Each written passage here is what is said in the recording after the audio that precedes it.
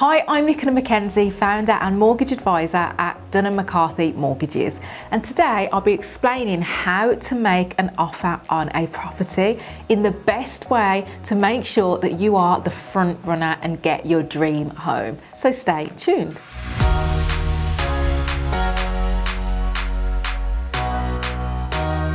Guys, here at DM Mortgages, we are a team of property, mortgage and insurance specialists.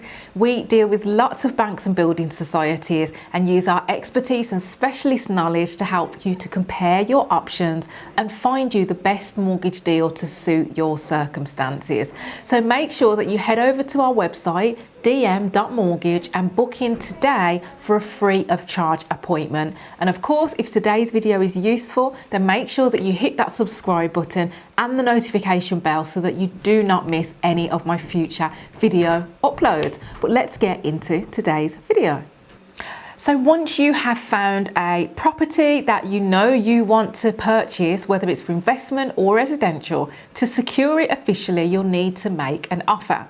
Now, what I'm going to do in this video is to help you to explain the steps that would be involved leading up to and at the time of making that offer to again put you in the best possible position.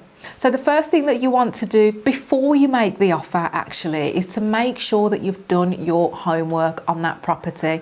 Now, I do have a video on things that you should do before you start viewing properties. So make sure that you check that video out if you haven't already. But ultimately, there are steps that you should take before you make an offer.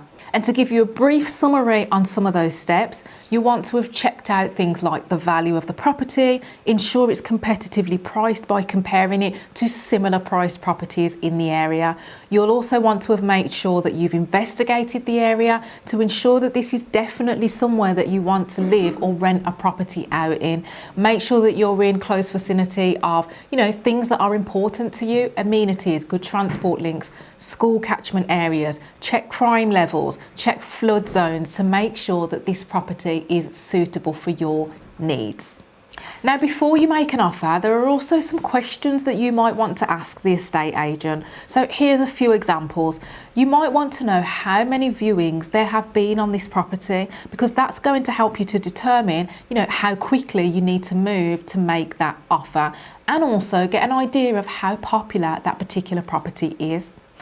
How long has it been on the market? The longer that a property's been on the market, generally speaking, the more flexible they might be or open to offers. Now, you also want to make sure that you're finding out the reason for the sale, because again, this can help you massively when it comes to negotiations. If you can determine from the reason for sale that they're likely to want a quick sale, then it's likely that they might be more flexible when it comes to the price and how much that offer is that you're going to be putting in.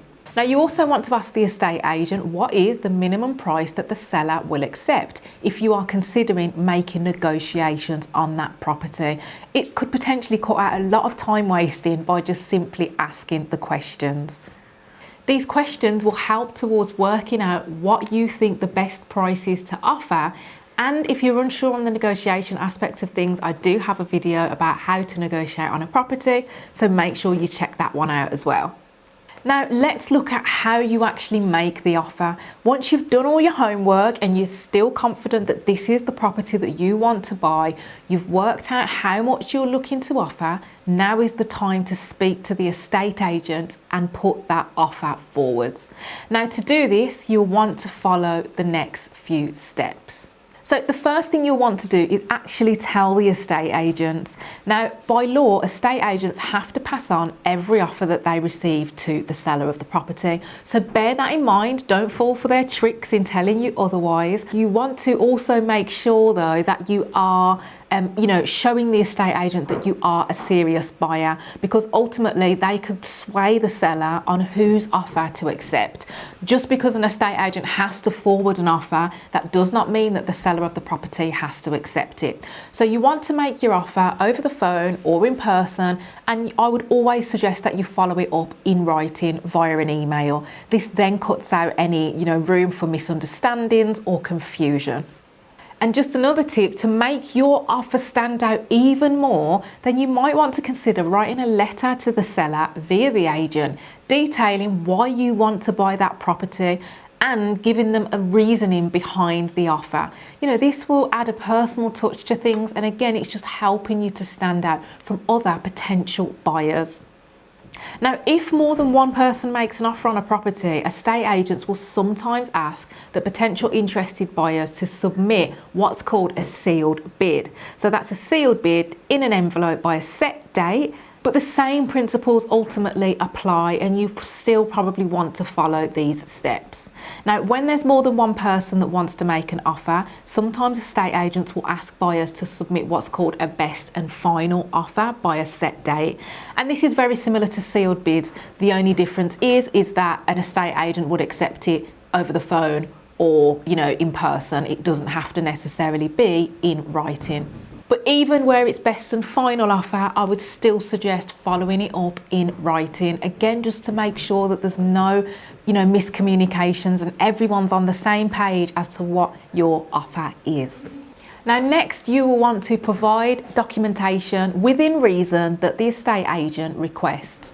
Now, I put this step in because I often get calls from our clients to ask if they should provide identification or other documents that the estate agent has asked for. They're unsure as to whether it's a reasonable or unreasonable demand of them.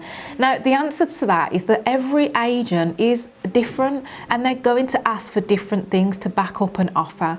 Now, whilst you're under no obligation necessarily to provide what they ask, again, they may not, if you refuse to provide what they're asking, they may not feel confident that you are a serious buyer.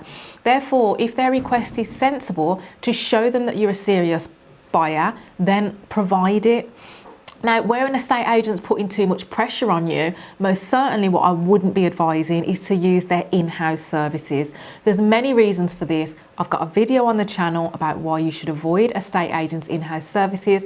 I would advise that you check that out to know more. But ultimately, if they're asking purely for documentation, depending on that documentation and how comfortable you feel providing it, then it's worth thinking about how much you want that property as to whether or not you want to submit that documentation. Now, it's common for an estate agent to want identification, proof of your deposit as a bank statement, that's not unusual, and also an agreement in principle. So again, book in for a free of charge appointment with us and we can provide an agreement in principle to you free of charge. But ultimately, usually those three things as a bare minimum is what an estate agent would ask to take you and consider you as a serious buyer. Now, if you cannot provide all of the above, then again, usually this is going to raise alarm bells, again, to the seriousness of your offer. Now, an estate agent can ask for more. And again, if you feel that what they're asking for is reasonable and you want that property, then provide it. Although some agents can sometimes cross the line, in my opinion, in terms of what they're asking for.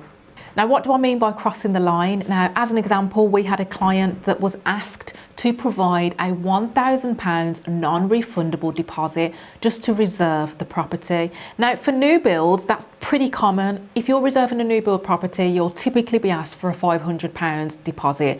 On a resale property, much less common. So for me, that was alarm bells. Now, on a resale property, like I said, it's not common for an estate agent to ask you to hand over money to reserve a property.